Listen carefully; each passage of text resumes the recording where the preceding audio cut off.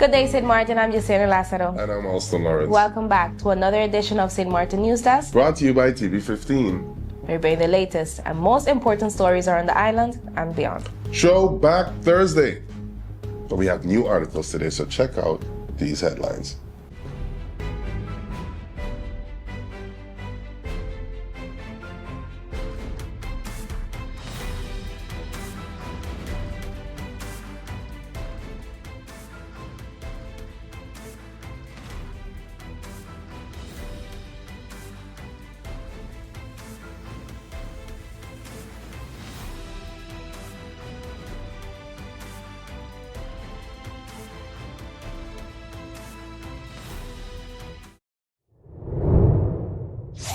Three arrested in connection with armed robberies. Police expect more detentions. The police force of Saint Martin KPSM confirmed that 33 suspects have been arrested in connection with a series of armed robberies committed across the island in recent months. The arrests, which continued through last weekend, followed intensive investigations targeting multiple incidents involving jewelry stores, supermarkets, casinos, and robberies against tourists. Among the cases under investigation are robberies near a gentleman's club in Simpson Bay and Front Street, where visitors were attacked. KPSM's Special Robbery Unit, working alongside other operational teams, has been leading the coordinated effort to track down and detain those responsible. So far, arrests include 17 suspects linked to jewelry store robberies, 6 for targeting tourists, 3 for supermarket robberies, 3 for home invasions, 2 for a courier robbery, 1 for scooter robbery, 1 for a casino robbery as well. Therefore, police say investigations are ongoing and that additional arrests are expected in the coming days. KPSM reaffirmed its commitment to community safety and urged anyone with information to contact the police force at 1-721-542-2222 or the anonymous tip line 9300. Minister of Finance Marinka Gumbs continues Financial Literacy Month activities. Financial Literacy Month continued yesterday with Minister of Finance Marinka Gumbs leading a series of activities focused on empowering citizens through financial education. Over the past week, Minister Gumbs hosted sessions aimed at helping both civil servants and members of the public better understand key aspects of personal finance. The first session, Understand Your Payslip, provided civil servants with valuable insights into their monthly earnings, deductions, and benefits. A follow-up session for the public last Thursday also drew strong participation and positive feedback. The minister also visited St. Joseph's School and Martin Luther King Jr. School, where she taught students about the importance of budgeting and responsible money management from a young age, emphasizing that financial awareness is a lifelong skill that begins early. Yesterday evening, the latest session, titled Budgeting Basics, was held at the Government Administration Building, led by financial coach Shineka Karti, known as the Budget Babe. The interactive workshop focused on practical tools for creating and maintaining budgets, managing expenses, and setting realistic financial goals. Minister Gumbs encouraged continued participation, stating, "Financial education is the foundation of economic empowerment. These sessions equip our people with the knowledge and tools to make smarter financial choices and build stronger futures." The minister urged the public to register early for remaining sessions at www.finlitsxm.com, as space is limited. Minister Gumbs announces major roadworks and wastewater project. The Honorable Minister of Romi, Patrice Gumbs Jr., announced major infrastructure and housing initiatives this week, marking significant progress towards St. Martin's sustainable development goals. Road rehabilitation on Billy Folly Road, which is Pelican Road, is set to begin Thursday, November 13th, which is today, with completion expected by Friday, December 5th. Weather permitting, the works, executed by Windward Roads Infrastructure, will include a partial one-lane closure from 7 a.m. to 4 p.m., Monday to Friday. The $590,000 project is being funded through a public-private partnership with local businesses contributing $496,500 alongside the government's $94,000. Minister Gumbs thanked the partners for their commitment, calling the initiative a model for future collaborations in national development. He also invited the public to a consultation session on the Saint Martin wastewater management project scheduled for Wednesday, December 10th at the Belair Community Center. The $25 million project, co-funded by the Saint Martin Trust Fund and government, aims to expand the sewage network, especially in cul-de-sac, to protect public health and preserve coastal ecosystems. On housing, Minister Gumbs said the government is awaiting funds from the Netherlands to purchase land at Remainder Belvedere Estate, while a new housing policy nears completion. He added that regular meetings continue with the Housing Foundation to address inventory and plan upcoming projects. In our featured story, we take a look at a local initiative that's investing big in the people behind our economy, the small business owners who keep Saint Martin moving. But first, the Sunshine Report. Jingle Jam, and on November 29th, it's all about the LMAO comedy show. And guess who's going to be in the building? Ladies and gentlemen, it's your favorite grandmother, and I'll be in the building at the Elbow Comedy Show. You see that? It's not even Elmo. It's not LMAO. The message is Elmo. What is the LMAO? Laugh Mike, what it stands for? I can't say it. You're right. Because you're not sure. Yes, guys, come with your belly empty because Passion Cuisine gonna have good food. They're gonna have good music and entertainment, and you know we're gonna have good laughter with all the comedians are gonna be there. We're talking about Trinidad, we have Haiti, we have Saint Martin, and Dominica. All the better come for the flag. Make sure all you come and represent. Make some noise in the place like it's Creole Festival Part 2, but just with laughter. You see, guys, all you have to do it. So granted, not that I just someone he was missing that he was missing a substance. That's how people will come to the show now. See you guys in the building on November 29th. LMAO Comedy Show. They want to give you big foot. Whoa, yeah. Big foot. They want to give you big foot. What that?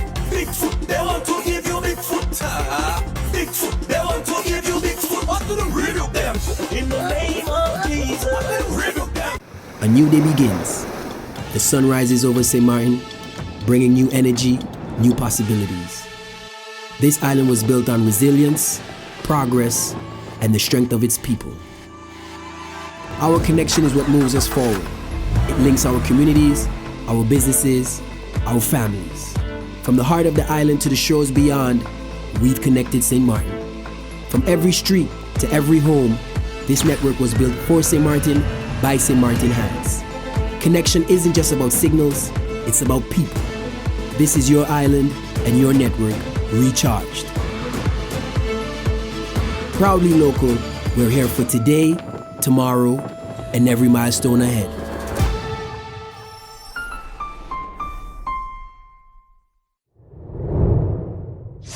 Hey there, it's Mizzy with the Sunshine Report, straight out of Sunshine City, Saint Martin, bringing you the warmth and the sunshine you need to kickstart your day. So let's dive into the forecast and see how the skies are treating us.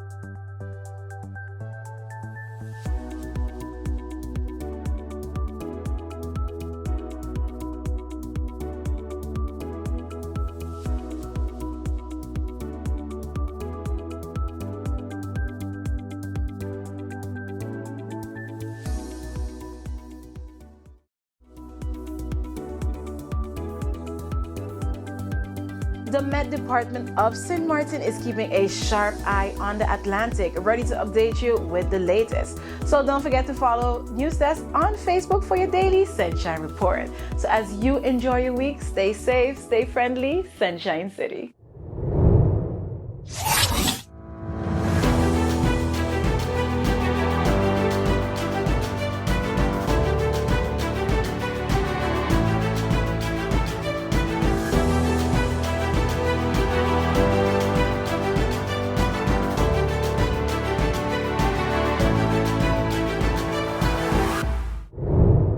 Ombudsman reports fewer complaints, calls for improved government responsiveness. Ombudsman Gwendolyn Mussel presented her 2024 year report to Parliament this week, revealing a decline of nearly 100 complaints compared to 2023.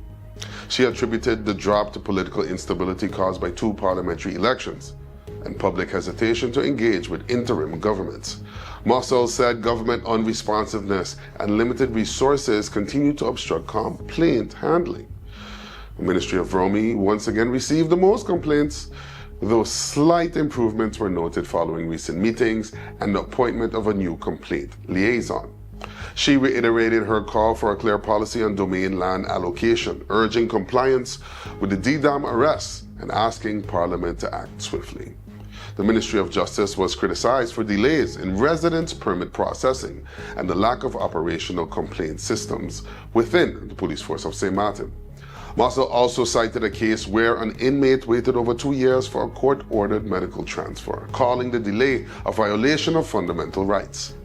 Legal advisor Ashira Cecilia reported that the Ombudsman handled 270 complaints in 2024, most involving SZV, KPSM, GEBE, and the Tax Department. Of the 42 full investigations, Romy and Justice led with 9 each. The office issued 96 recommendations aimed at improving efficiency and public trust. Mussel emphasized that the Ombudsman's work remains vital to upholding democracy and good governance. 5th Gastronomy Festival officially launched in Grand Cause. The 5th annual Saint Martin Gastronomy Festival officially opened Monday evening on Grand Cause Boulevard with live music, entertainment, and a celebration of local culinary talent.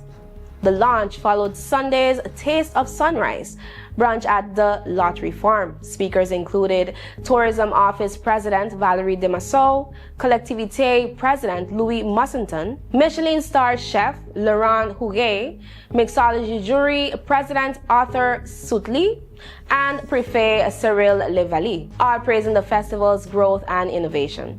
This year, 44 restaurants are competing for the Best Table of St. Martin's title, alongside 9 barbecue teams, 8 bars, and 4 food trucks.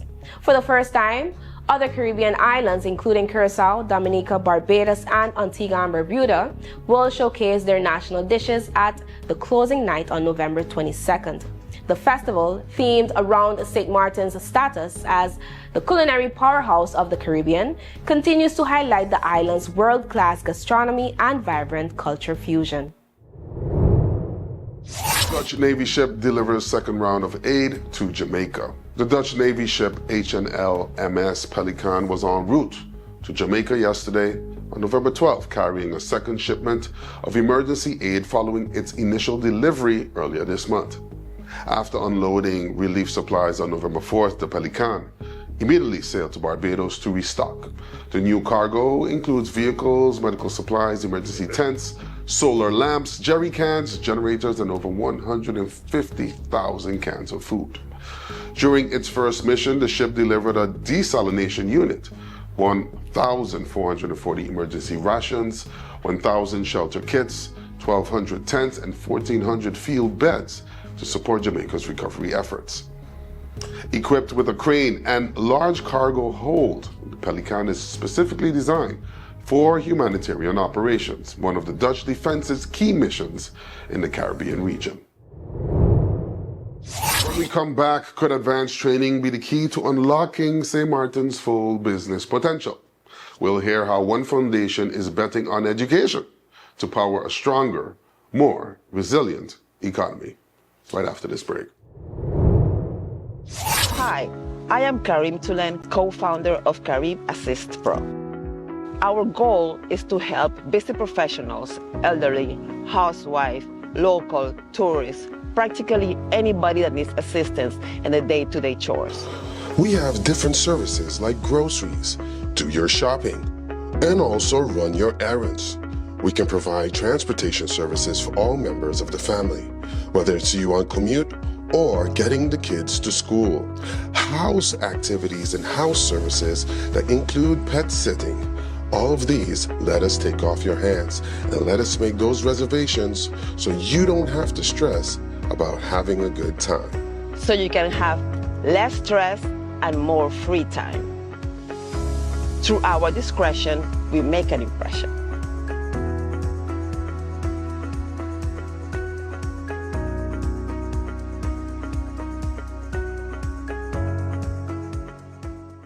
Let's put everything on the table. People always give their opinion, and you can either take it or crunch it.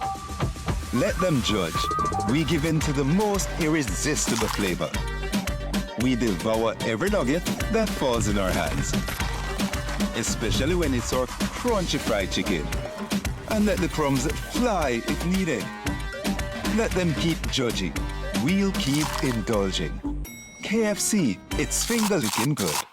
You could talk to your family, talk to your friends. Affordability and convenience. Community connection, that makes sense. Reliability with experience. Hey, for every laugh, every adventure. Number one provider, they got ya. We tell them your data is always on. You can opt out whenever you want. Tell them we always on. For every moment when you want more. Tell them we always on. Stay connected when you want to roll. Control my data, yeah, yeah, yeah. Always connected every time, everywhere. Money low, but I never fair. I know, tell them is there. Connectivity, that's what I like. Flexibility, that's what I like.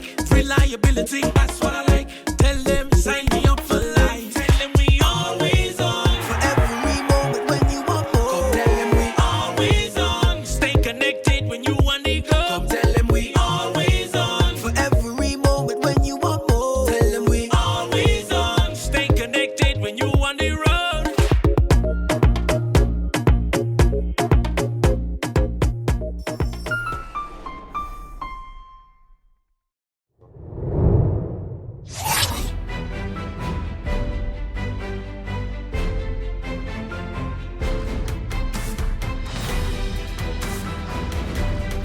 Good day and welcome back. 85% of Saint Martin's economy is powered by micro, small, and medium-sized enterprises, or MSMEs. They're the backbone of local commerce, yet many struggle to scale, compete, or even survive in a rapidly changing business environment. Now, a new wave of investment in education and entrepreneurship aims to change that. The Saint Martin Entrepreneurship Development Center, or SEDC, has secured over 1 million guilders in funding to help local business owners gain the skills and confidence to succeed. Today, Alston explores how this initiative could redefine the island's economic future. The Saint Martin Entrepreneurship Development Center, or SEDC, was launched just over 2 years ago with one clear mission: to build a thriving entrepreneurial society. And now it's about to take that mission to the next level. The Temporary Work Organization, better known as TWO, recently approved a 1.1 million guilder subsidy for SEDC's Advanced MSMEs Education Program, a 3-year initiative designed to strengthen entrepreneurship and business capacity across the island. The program will provide diploma-level courses, specialized workshops, and advanced online and hybrid training in key business areas such as tax compliance, administration, labor law, and sustainable business practices. It also plans to integrate entrepreneurship into local education systems and foster internships that connect learning to real-world business experience. SEDC President Pearl Hendrickson says the funding comes at a pivotal moment for St. Martin's economy.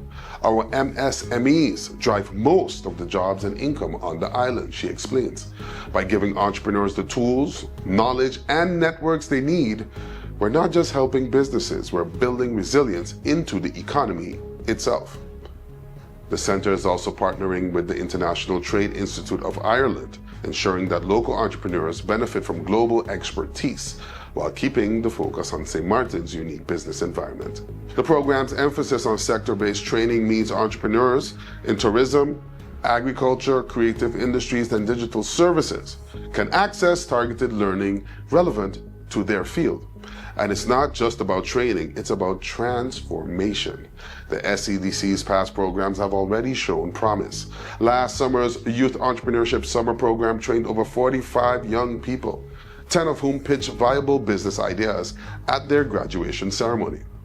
The center also collaborated with the National Recovery Program Bureau, NRPB, to deliver the Entrepreneurship Development Program, which provided practical business training and connected participants to the Enterprise Support Project, unlocking millions in grants and loans for local MSMEs. By the end of 2024, more than 180 entrepreneurs had completed SEDC programs. 15 new businesses were started and dozens more received one-on-one coaching and technical assistance. Participants described the experience as life-changing. One local business owner told NEWSDESK that working with SEDC gave her the confidence to plan, grow, and believe in her own business potential. As St. Martin continues to navigate post-pandemic recovery and economic reform, the push to professionalize the MSME sector could prove critical. The TWO-funded Advanced Education Program, which begins rollout in early 2025, is not just about classes. It's about creating a culture of lifelong learning, innovation, and accountability among local entrepreneurs. As TWO liaison Leona Romeo put it, by investing in advanced education and practical business skills, we are helping build a more resilient and competitive MSME sector, crucial for sustainable economic growth.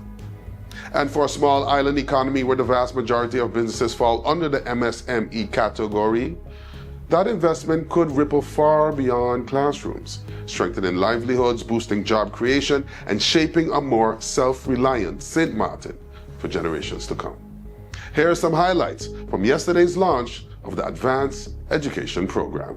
Through the Ministry of TEAC and the Saint Martin Entrepreneurship Development Center Foundation, SEDC, and with the international expertise from the trade advisors in Ireland, this program seeks to fill those gaps and take our small businesses beyond our borders.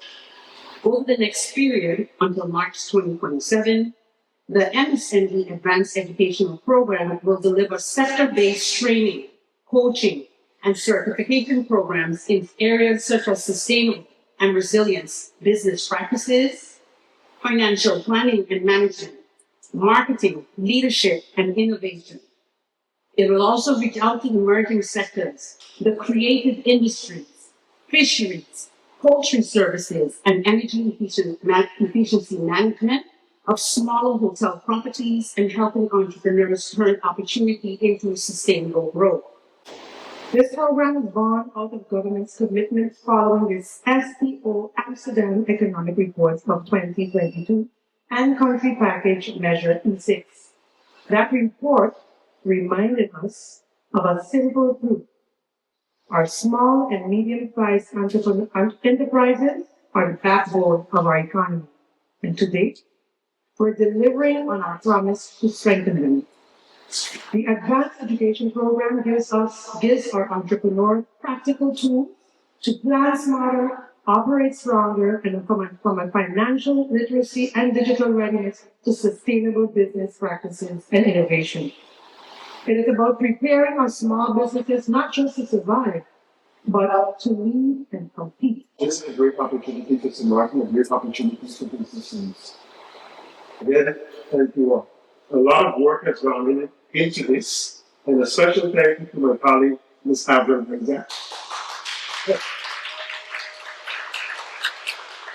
Ms. Isaac has been the powerhouse behind this on behalf of the ministry, and she's done a lot of work together with Ms. Hendrickson. The team has worked tirelessly, I should say, to really make this a success. We've reached this far, we've come this far, and I look forward to really achieving the goals we set out to meet. We can't achieve this alone. We need the input from the business community as well. This highlights government's opportunity, government's drive to continue to support SMEs. The Saint Martin Entrepreneurship Development Center says its goal is to turn ambition into action. And with this new funding, it may finally have the resources to do just that. One entrepreneur, one business, and one new opportunity at a time.